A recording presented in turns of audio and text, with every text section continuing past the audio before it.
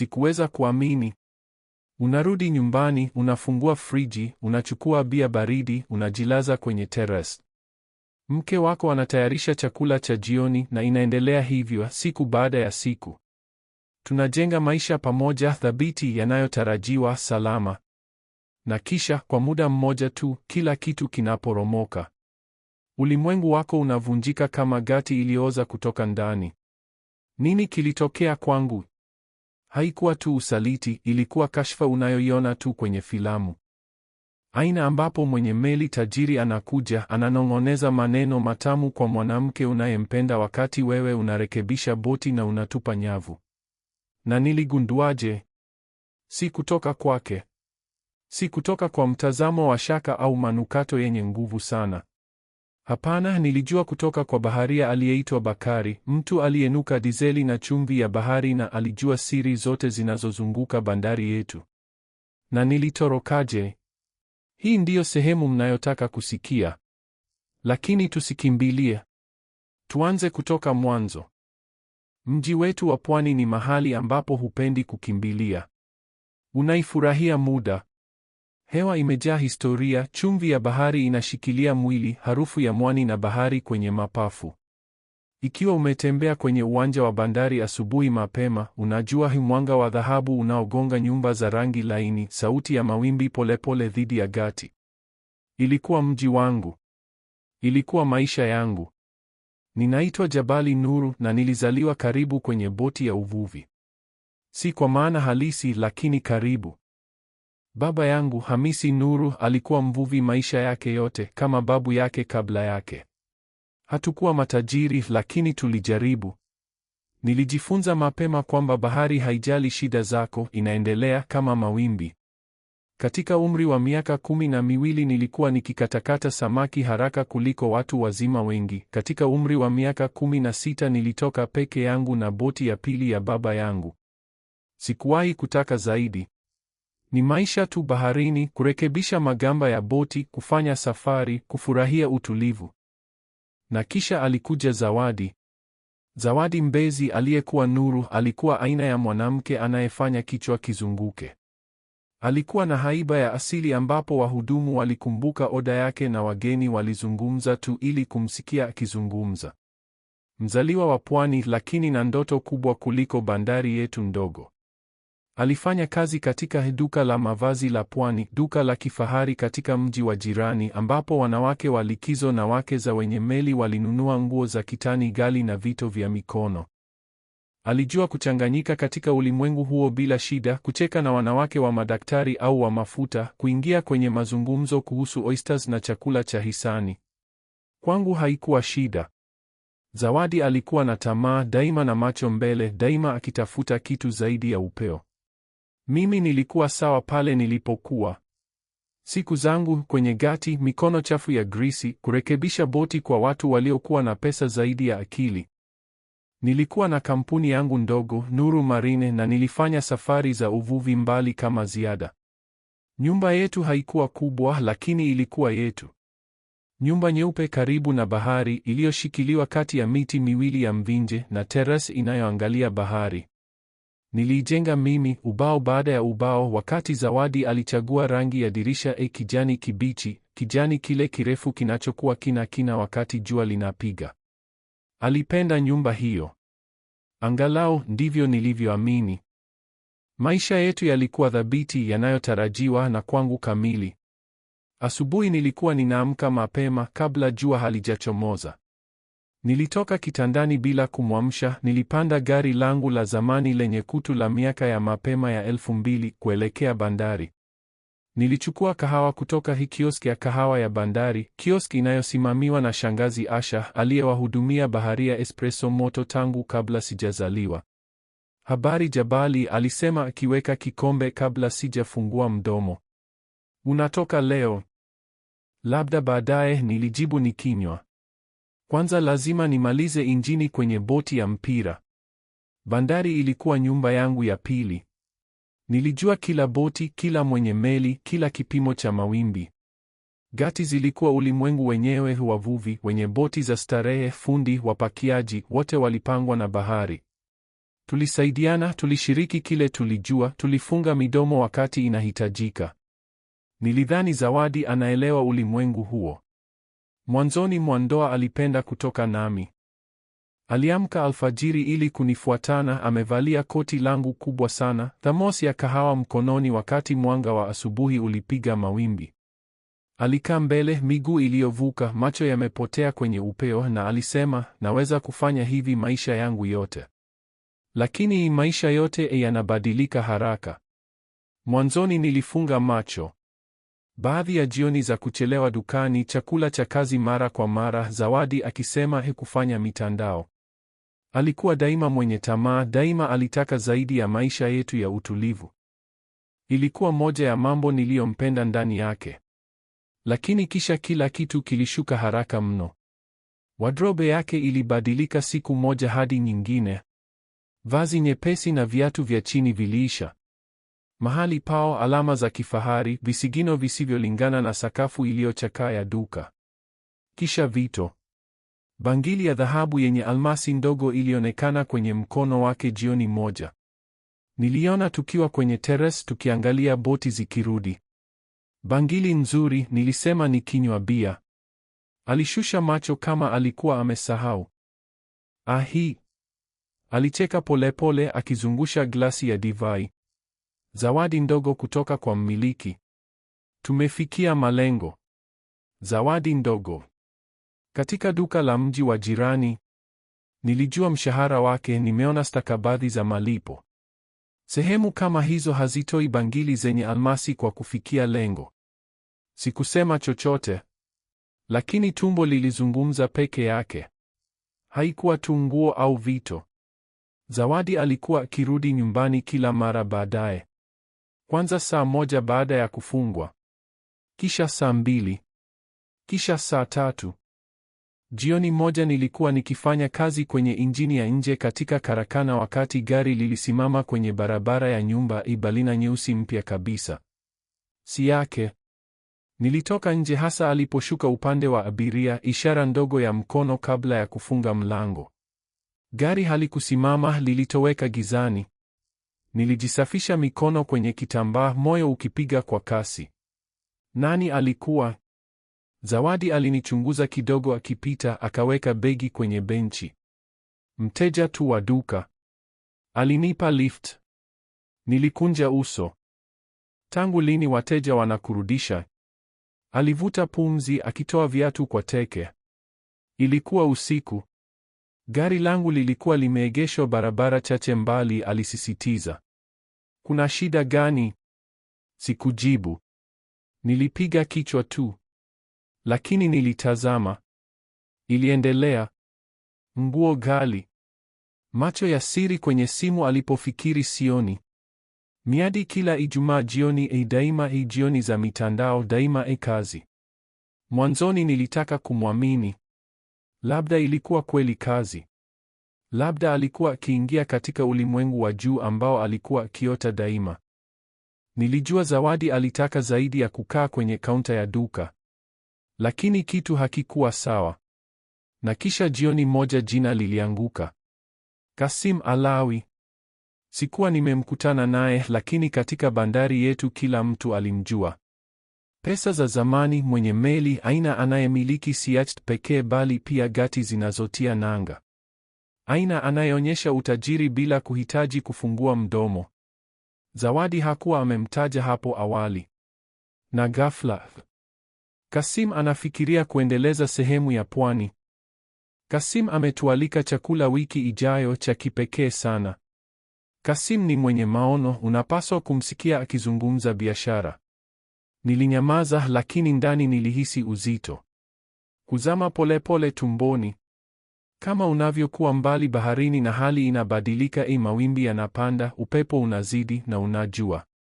Dhoruba ilikuwa inakuja. Na sikuwa na uhakika kama nilikuwa tayari. Zawadi alikuwa daima stadi kwa maneno. Kila ninapouliza kuhusu kurejea kwa kuchelewa au nguo mpya, alikuwa na maelezo ya kutosha kunituliza. Mitandao, alisema, inafanya kazi hivyo katika mazingira hayo. Nilitaka kumwamini. Kweli. Lakini siku moja kitu kilitokea nisiweze kupuuza. Jumamosi mchana nilipita duka la mavazi la Pwani baada ya ukarabati. Duka lilikuwa dogo, limenakiliwa kati ya maonyesho ya sanaa ya kifahari. Sikuwa nimewahi kuingia. Nilipoingia lilinuka manukato ghali na ngozi. Kuta zimejaa vitrini za vito, maonyesho ya nguo ambazo mshahara wa Zawadi hauwezi kumudu. Msichana kwenye kaunta, Neema, mwenzake wa Zawadi, alinitabasamu. Habari Jabali? Zawadi hayupo. Nilikunja uso. Hayupo? Aliniambia anafanya kazi siku nzima. Neema alisita akiwa na wasiwasi. Ametoka muda. Alikuwa na miadi. Alidhani nina wewe. Miadi na mimi. Nilidumisha utulivu. Ndiyo, nimekosea siku. Neema alipiga kichwa lakini hakuamini sana. Nilitoka nje na nikaangalia mahali ambapo Zawadi alikuwa akiegesha daima gari lake. Tupu. Upande mwingine wa barabara, hata hivyo, niliona kitu kingine. Gari jeusi limesimama pembeni, injini ikiwaka. Dereva, suti isiyo na dosari, alizungumza simu akiwa ameegemea mwili. Sikujua nani alikuwa, lakini nilikuwa na wazo la kuumiza. Siku zilizofuata nilimfuatilia karibu zaidi. Nilizingatia kila kitu nilichokuwa nimepuuza. Kuoga mara moja anaporudi, hata kama aliapa alikuwa amekwenda tu tukio la kazi. Tabasamu kwenye simu, ujumbe ambao hakushiriki kamwe. Harufu tofauti, manukato ya mwanamume ambayo haikuwa yangu. Hapo ndipo nilipoelewa. Nilikuwa nimeishi maisha yangu baharini. Nilijua boti inapoingiza maji, hata kama shimo bado halijaonekana. Na ndoa yangu ilikuwa inazama haraka. Si mtu wa wasiwasi. Kitu kinapovunjika kwenye boti, sikae kudhani ninatafuta shimo. Ninaliziba. Ndivyo nilivyolelewa. Lakini maisha yako yanapoharibika, ni vigumu zaidi kupata mahali maji yanapoingia. Kwa wiki nilijaribu kuambia mwenyewe haikuwa kitu. Zawadi alikuwa daima ametaka zaidi ya nilichoweza kumpa. Haikuwa jambo jipya. Lakini kitu kilikuwa kimebadilika. Katika jinsi alivyoniangalia, au bora zaidi, alikuwa ameacha kuniangalia. Na kisha nilikutana na Bakari kwenye gati na kila kitu kiliangaza. Ilikuwa jioni tulivu katika Nuru Marine, muda mfupi baada ya jua kutua. Karibu wavulana wote walikuwa wameondoka, mimi nilikuwa nikimaliza kazi kwenye boti ya mpira, nikikaza boliti za injini ya nje. Nilihisi hatua kwenye ponti polepole zisizo na uhakika. Bakari alikuwa pale, mikono katika mifuko ya suti iliyofifia, akitafuna kijiti kama alikuwa akipima faida na hasara. Bakari alikuwa amefanya kazi kwenye gati hizo muda mrefu kuliko nilivyokuwa duniani. Hakusambaza uvumi. Akija kuzungumza nami, ilimaanisha alifikiri ninapaswa kujua. Jabali.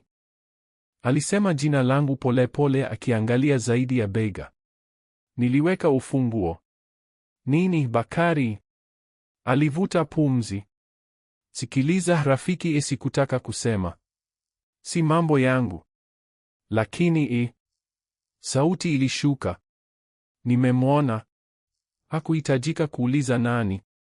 Kifua kilishinikana. Wapi? Bakari aliangalia maji. Anaondoka wikendi. Na Kasim Alawi. Nilikaza taya. Una uhakika?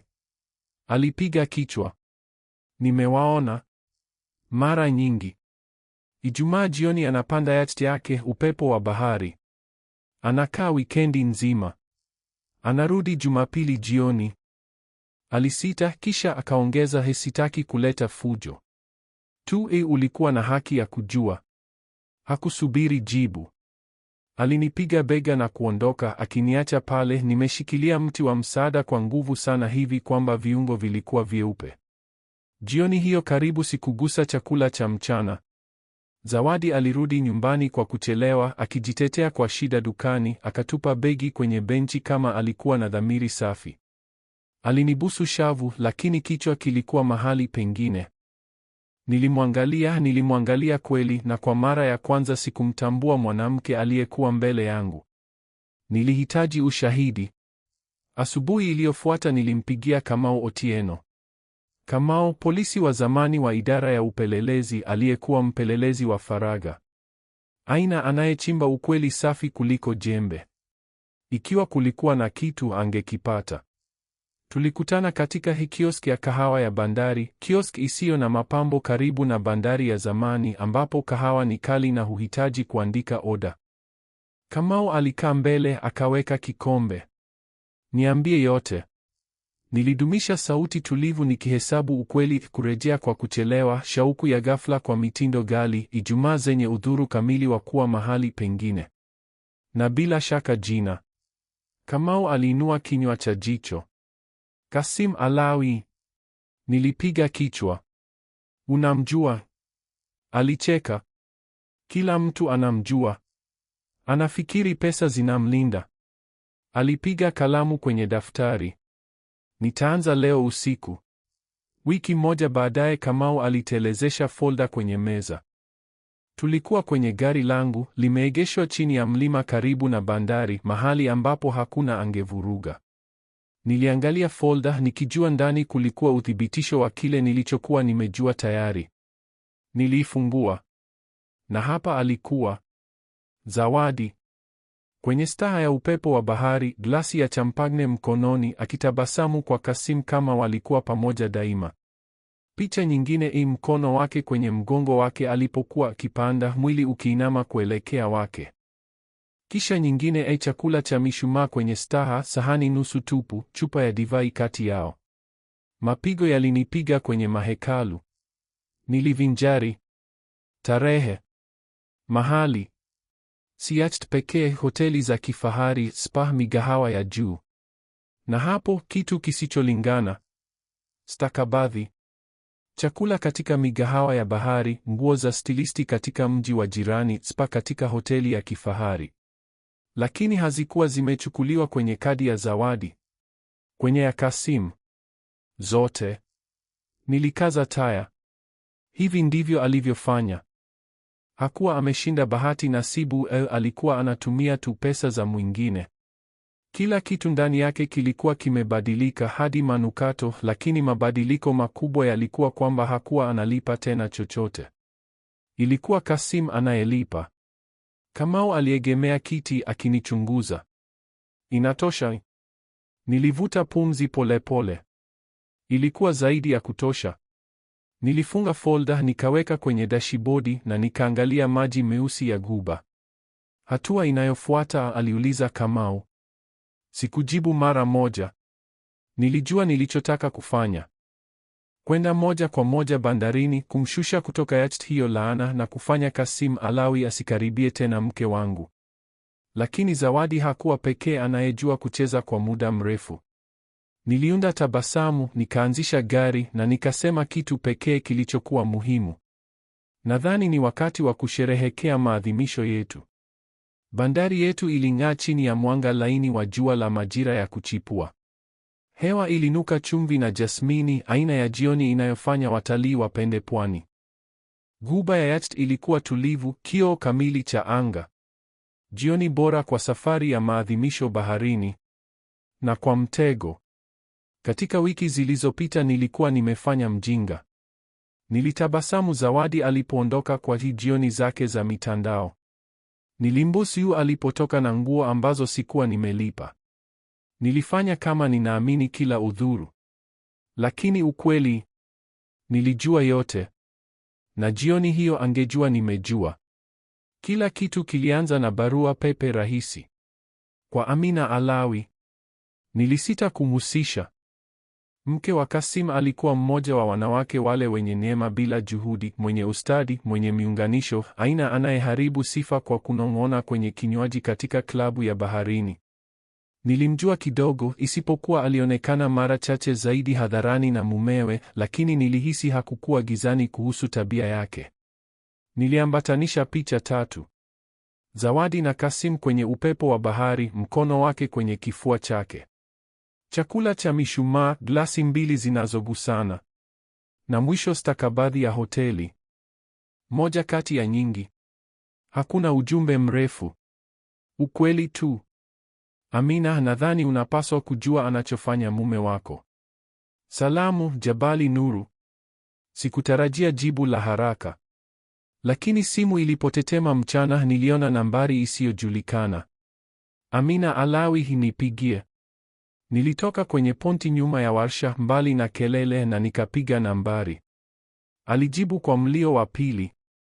Jabali Nuru, alisema kwa utulivu, kama anajaribu jina. Nilikuwa nikijiuliza lini utajitokeza. Umeona picha nadhani? Oh, nimeziona. Kimya. Na nadhani una mpango. Nilitabasamu nikiangalia mawimbi yakipanda. Ndiyo. Vizuri. Sauti ilikuwa kali.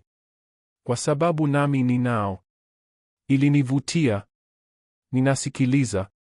Tuseme tu kwamba Kasim ana mengi zaidi ya kupoteza kuliko mke wako. Mengi zaidi. Na bado hajui, lakini atagundua hivi karibuni. Sikujua alikuwa na nini akilini, lakini kitu kiliniambia Kasim Alawi alikuwa amejipatia adui hatari zaidi yangu. Huku hii ikiendelea, nilifunga sehemu ya pili ya mpango. Safari ya maadhimisho. Wote waliokuwa ndani walidhani ni mshangao wa kimapenzi, safari baharini, kabla ya chakula cha kifahari katika mgahawa wa bahari. Nilicheza sehemu vizuri, tabasamu, sherehe, udanganyifu kamili wa jioni ya kawaida. Niliwapeleka moja kwa moja kwa Zawadi, mahali alipokuwa akipita jioni na Kasim Alawi. Mpango ulikuwa umeanza siku Bakari alinieleza kumwona akipanda upepo kila Ijumaa. Nilimpigia Kamau mara moja, ambaye alithibitisha kila shaka. Picha, stakabadhi za hoteli, ufuatiliaji hadi migahawa. Lakini bora, alinipa ajenda ya Kasim. Kama saa, kila Ijumaa karibu saa 7:30 jioni alitia nanga katika gati karibu na nyumba yetu. Ponti ile ile. Mwanga ule ule laini. Hisia ile ile ya kutokuwa na adhabu. Boti ya mpira ya mita 12 ilikuwa kamili. Yenye nafasi ya kutosha ya kifahari kuonekana ya kweli.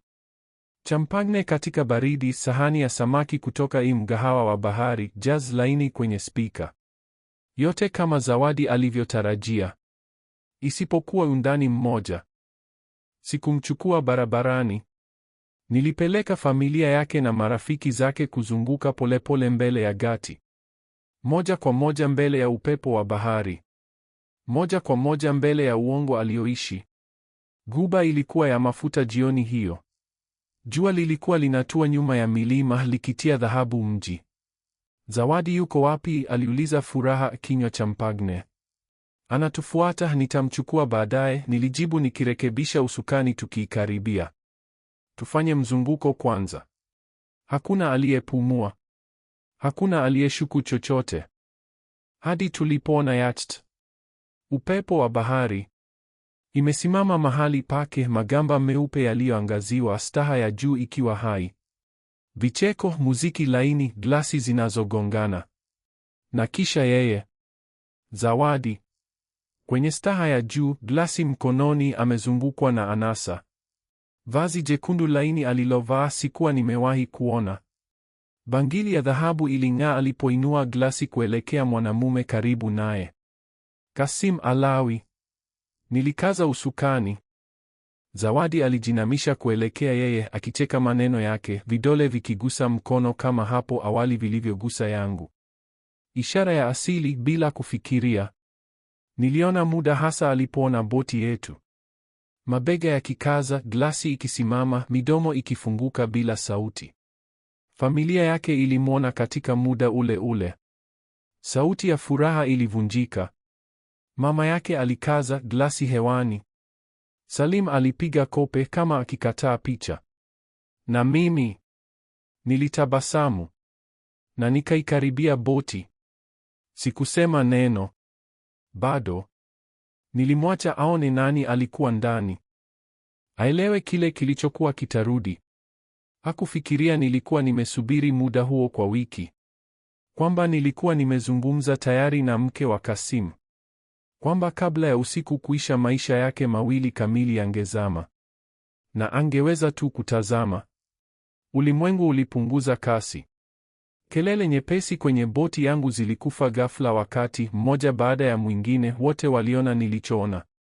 Mama wa Zawadi alitoa sauti kali katika kimya. Baba yake alifanya macho meusi, mikono iliyoshikana kwenye mti wa msaada. Glasi ya furaha ilitetemeka, champagne ikimwagika kwenye vidole. Hata Salim na Rehema, ambao kwa kawaida walikuwa tayari kupunguza mvutano kwa utani, walikuwa kimya. Kwa mara ya kwanza katika adventure yake yote, Zawadi hakuwa na njia ya kutoroka. Aligeuza kichwa kidogo, glasi bado imeinuliwa, na macho yake yakakutana na yetu. Sitasahau kamwe uso wake. Midomo wazi kidogo, vidole vimesimama karibu na glasi. Rangi yote ikitoweka kwenye mashavu wakati ubongo ulijaribu kuchakata. Kwa sababu katika muda huo Zawadi alielewa. Alielewa kwamba hakuwa amefichuliwa tu. Alikuwa amefichuliwa kwa njia mbaya zaidi inayowezekana. Mbele ya familia yake, marafiki zake, wote waliompenda na kumwamini.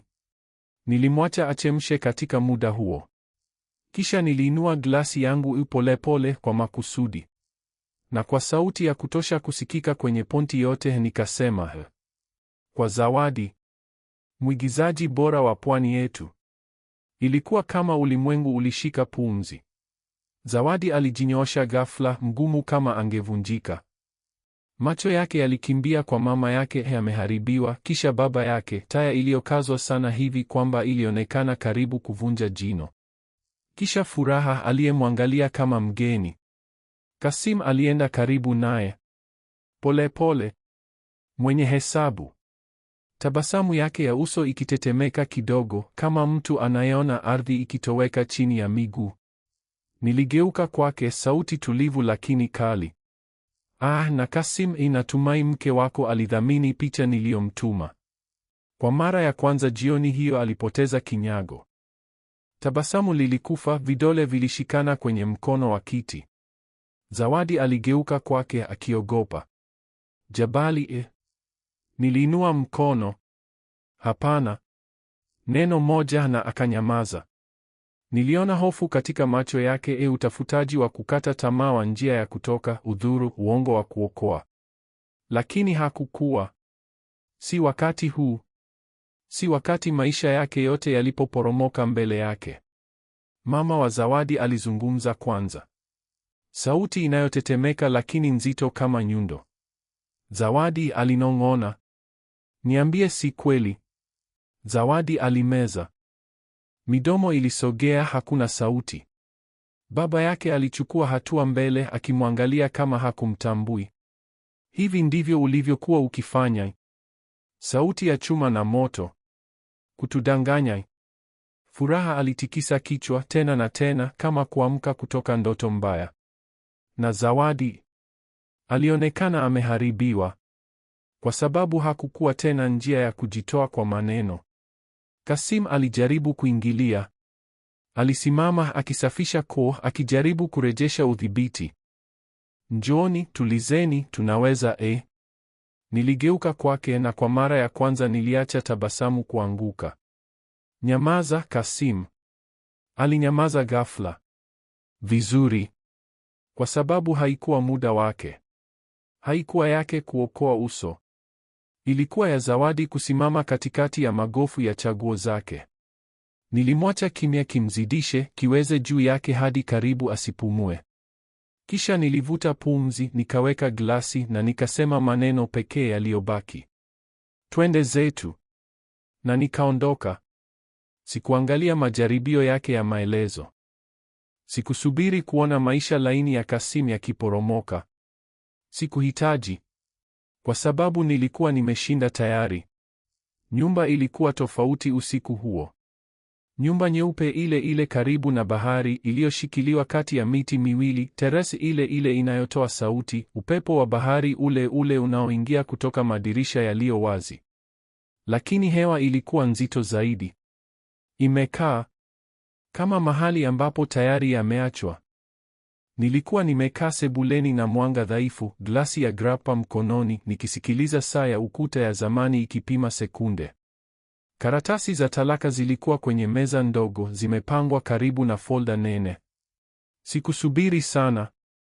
Saa 11 na dakika 47 usiku, sauti ya matairi kwenye kokoto ilivunja kimya. Mlango ulifunguka ghafla. Zawadi alikuwa amesimama kwenye kizingiti akipumua kwa shida, ngozi yenye jasho. Alikuwa amekimbia kutoka kwa kitu au mtu, labda kutoka kwa Kasim, labda kutoka kwa magofu ya maisha yake. Vazi kijani kibichi cha yacht lilikuwa limetikiswa, maskara ilikuwa ikitiririka, bangili ya dhahabu imetoweka, na kwa mara ya kwanza alionekana mdogo. Jabali, alianza. Sikusogea. Niliacha kimya kizito kati yetu, nene, kinachosonga. Kisha niliinua glasi, nikanywa soso polepole na nikaweka. Njoo, nilisema kwa utulivu. Jieleze. Alichukua hatua, mikono inayotetemeka, akiingiza nywele nyuma ya sikio. Jabali alirudia polepole zaidi. Mimi. Alisimama. Kwa sababu hapo ndipo alipoona karatasi za talaka na folda. Uso wake ulikuwa mweupe ghafla, kifua kikiongezeka haraka mno. Vidole vilitetemeka kama alitaka kugusa lakini hakuthubutu. Nimesha saini, nilisema nikiinama kwenye mgongo. Inabaki saini yako tu. Koo lake lilitoa sauti. Jabali, mimi. Nilichukua folda na nikaitupa kwenye meza. Picha zilisambaa. Zawadi alivuta pumzi ghafla. Yeye katika mwanga kamili isiyopingika, akicheka na Kasim kwenye yacht yake, akiingia hoteli, akinywa divai katika migahawa ghali. Picha moja ilimwonyesha na mkono kwenye kifua chake, hasa kama jioni hiyo. Midomo ilifunguka kidogo, hakuna sauti. Nini? Niliuliza, karibu bila kujali. Hakuna zaidi ya kusema. Vidole viligusa picha, pumzi ya haraka. Aliinua macho kwangu, machozi tayari kuanguka, sauti ya kukata tamaa. Haikuwa hivyo. Nilicheka. Kweli nilicheka. Nilijisogeza mbele, viwiko kwenye magoti, macho yameniangalia. Zawadi, nilisema polepole, ilikuwa hasa hivyo. Mdomo wa chini ulitetemeka, lakini sikuwa na nafasi tena kwa machozi. Saini karatasi, niliendelea. Au la. Haibadilishi kitu. Zawadi hakusaini usiku huo. Alikaa pale akiwa amesimama akiangalia moto aliyowasha, kisha akachukua begi na kutoweka kwenye chumba cha wageni. Sikumfuata. Sikudhibiti kama alikuwa akilia. Sikujali. Nilikaa pale nikisikiliza mawimbi, nikisubiri asubuhi. Kwa sababu kesho nilienda kortini.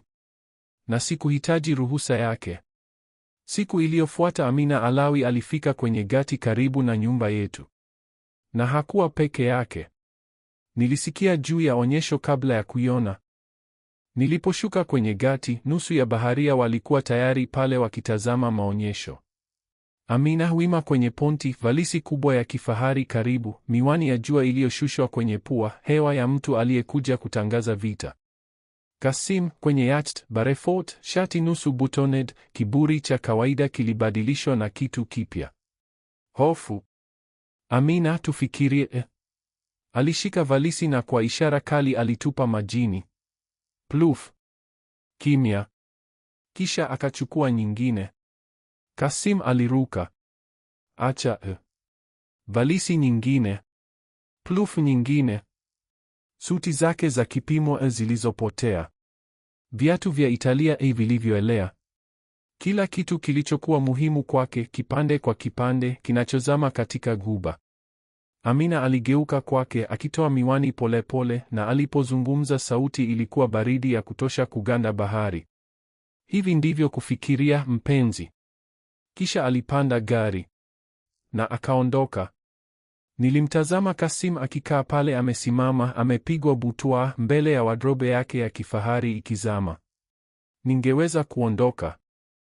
Badala yake nilipiga kelele kwa sauti ya kutosha kusikika. Utahitaji neti, Kasim. Inaonekana maisha yako yote yanachukua maji. Aligeuza kichwa polepole kwangu. Na kwa mara ya kwanza tangu mwanzo wa hadithi hii yote alionekana kuwa na hofu. Vizuri. Katika pwani yetu sifa ni kila kitu. Mahali ambapo bado wananyong'onyezana nyuma ya feni kwenye brunch ya Jumapili, ambapo jina la familia lina zito zaidi ya akaunti ya benki, ambapo kashfa inaenea haraka kuliko mawimbi katika ghuba. Zawadi hakunisaliti tu, alivunja sheria zisizoandikwa za mahali. Na hapa inalingana na hukumu ya kifo cha kijamii. Sikuomba talaka tu. Niligeuza kuwa onyesho. Kila kitu kilianza na simu kwa Kamau Otieno. Bado una mawasiliano katika gazeti la Pwani hii? Niliuliza mbele ya kahawa katika kioski ya kahawa ya bandari. Kamau alitabasamu akinywa espresso moto. Unazungumza juu ya Asha Mwinyi, mwandishi wa habari? Ndiyo. Unafikiri uvumi mzuri ungemvutia? Kamau aliegemea kiti. Anashikilia safu sauti kutoka ghuba. Aina ya kipande kinachofanya kila brunch kutoka mji wa jirani hadi mji wa karibu kuzungumza. Kamili, nilisema nikitoa simu. Tupe kitu cha kusimulia pwani yetu. Makala ya Asha ilipotoka Ijumaa asubuhi, Zawadi alikuwa amekwisha. Kichwa: kashfa katika pwani, mwenye meli na mhudumu wa duka la mavazi aliyeolewa wamefunuliwa katika ghuba ya Yacht. Makala haikuokoa chochote. Kamau alikuwa amemwambia yote: safari baharini, sherehe ya hadharani, muda Zawadi alipokutana na macho ya familia iliyoharibiwa. Asha aliandika kama Noiri ya pwani. Mashahidi wanaeleza onyesho kama janga la kimapenzi, lakini hewani hakukuwa tena upendo, usaliti tu. Vyanzo vinathibitisha kwamba Bi Nuru alionekana mara nyingi kwenye yacht ya Bu Alawi, ikizua shaka juu ya asili ya kweli ya uhusiano wao. Wasomi wa pwani daima wamejua kuwa siri ni lazima, lakini Bi Nuru anaonekana ametupa tahadhari kwa upepo wa Libexio hadi upepo ulipomgeukia. Saa 6 mchana makala ilikuwa kila mahali. Pigo lilimchukua Zawadi kama rungu. Aliingia hii duka la mavazi la pwani asubuhi hiyo akifanya kama hakuna kitu. Lakini kila kitu kilikuwa kimebadilika. Mmiliki Halima alikuwa akimngojea mlangoni, mikono imevuka, mdomo umekazwa. Lazima tuzungumze, alisema Halima akijitenga. Zawadi alimfuata ofisini, mabega magumu, begi limeshikiliwa kifua. Alitoka hasa dakika 12 baadaye. Mweupe kama shuka. Hakusalimu hata. Hakuchukua kahawa yake. Alipofika barabarani, habari ilikuwa tayari imepitia barabara kama baruti. Baadhi ya wauzaji walitazama kutoka dirisha wakinong'oneza nyuma ya mkono. Upande mwingine wa barabara, wanawake wawili waliochoka kwenye kahawa ya uwanja walishusha miwani ya jua tu ili kumwona vizuri, tabasamu la dhihaka kabla ya kurudi kwenye cappuccino yao. Hakuwa amefukuzwa kazi tu. Alikuwa amepigwa marufuku. Na katika pwani yetu inamaanisha zaidi ya kupoteza mshahara. Marafiki zake walifuata. Au bora, wale aliofikiri marafiki. Mialiko yote ilikauka ghafla. Hakuna brunch tena katika mgahawa wa bahari. Hakuna wikendi katika sehemu za pwani. Hakuna mialiko ya last minute kwa onja katika klabu ya baharini. Sims zilibaki bila majibu. Simu ziliishia kwenye voicemail. Hata Fatuma kutoka mji wa karibu, rafiki yake bora anayedaiwa kwa miaka, alikuwa ghafla amejaa shughuli. Kwa sababu katika pwani yetu hakuna anayetaka kuwa rafiki wa mwanamke aliyeonekana. Mbaya zaidi, kahawa. Zawadi alikuwa akienda kahawa ya bandari daima tangu safari zetu za kwanza pamoja. Alikuwa na meza yake ya kupenda karibu na dirisha, barista wake wa kupenda Aid, mwanafunzi aliyekumbuka daima oda yake. Lakini mara ya kwanza aliyorudi baada ya kashfa, Idi alimwangalia kidogo. Cappuccino ya ozo yenye povu, alisema kwa tabasamu iliyovutwa. Idi alipiga kichwa. Hakuna kingine. Alipopiga oda hakusema jina lake. Hakutani. Hakukutana macho na mwanamke nyuma ya Zawadi kwenye foleni. Alitikisa kichwa na kunong'oneza kwa jirani, ni yeye. Zawadi alitoka bila kumaliza kahawa. Hakuwahi tena kuweka mguu. Pwani yetu haikumgeuzia mgongo tu, ilimfuta. Na mimi sikupoteza chochote. Asubuhi iliyofuata saa 2 kamili niliingia kotini katika jiji kubwa, karatasi za talaka mkononi. Wakili Magesa, wakili wangu, alikuwa ananingojea tayari. Suti isiyo na dosari, macho ya mbwa mwitu, alikuwa ameharibu talaka za juu katika eneo kwa miaka 20. Hakuna majadiliano. Hakuna mazungumzo. Mwisho safi na wa kikatili tu. Unataka iwe haraka? Aliniuliza akivinjari hati. Niliegemea kiti. Ninataka iwe imefanywa jana. Alitabasamu. Fikiria imefanywa. Talaka katika pwani yetu zinaweza kudumu miezi ivita kwa nyumba, sifa, uandikishaji katika klabu ya baharini. Yangu hapana. Ilikuwa haraka. Isiyosahaulika. Wakili Magesa alishughulikia. Zawadi hakuwa na msaada wa kupigana, hakuna leva. Si baada ya kile alichofanya. Alipoteza nyumba, gari, kazi aliyoipenda. Lakini mbaya zaidi, alipoteza pwani yetu. Ardhi hii haifuti. Haifojive. Inageuza tu mgongo na kukuacha utoweke. Tulikutana mara ya mwisho katika ofisi ya wakili, katika chumba cha mikutano chenye mwanga na mtazamo wa bandari ya zamani. Harufu ya ngozi mpya na kahawa kali hewani, lakini Zawadi alionekana hawezi kumeza chochote. Alikuwa amekaa mbele yangu, mikono imevuka, macho tupu, ngozi yenye rangi zaidi kuliko hapo awali. Vazi kijani kilikuwa kimetoweka, kilibadilishwa na mavazi yasiyojulikana, mwanamke aliyeambuliwa udanganyifu. Wakili wake, mtu mwenye nywele za kijivu na mgumu kutoka mji wa karibu, alisoma masharti. Nuru anahifadhi umiliki kamili wa nyumba karibu na bahari pamoja na kampuni Nuru Marine. Zawadi alitetemeka lakini hakusema chochote. Wakili Magesa aliegemea mgongo, ametulia. Na bila shaka boti. Kichwa chake kiliinuka ghafla. Boti? Magesa alitabasamu. Ndiyo. Boti ya uvuvi. Mume wako, samahani, mume wako wa zamani ameshaweka mabadiliko ya jina. Macho yake yalitafuta yangu, mabaki ya kukata tamaa. Umeita nini? Nilijisogeza kidogo, viwiko kwenye meza ya mwaloni. Samaki mwaminifu. Nilimwacha achukue. Pigo la chini la siri kwa mke wa zamani ambaye hakuwa. Zawadi alishusha macho kwenye mikono.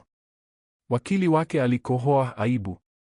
Bi Nuru, tafadhali saini. Vidole vilitetemeka wakati wa kuchukua kalamu. Na hivyo, ilikuwa imekwisha. Miaka 10 ya ndoa iliyopunguzwa kwa baadhi ya mistari ya wino. Katika miezi baadaye nilijenga upya.